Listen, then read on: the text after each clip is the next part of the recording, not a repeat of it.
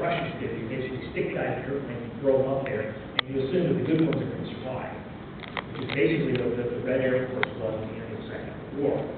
But the Luftwaffe was originally highly trained, highly skilled pilots, and most of them were dead by close to the end of the war, and they essentially the Luftwaffe stopped flying combat operations.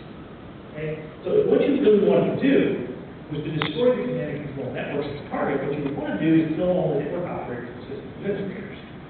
This means that you, network managers, are a military target. Okay, so command hazard pay, if you think you're going to start getting into it with a nation state that thinks like I do. Right? The other problem, more serious problem.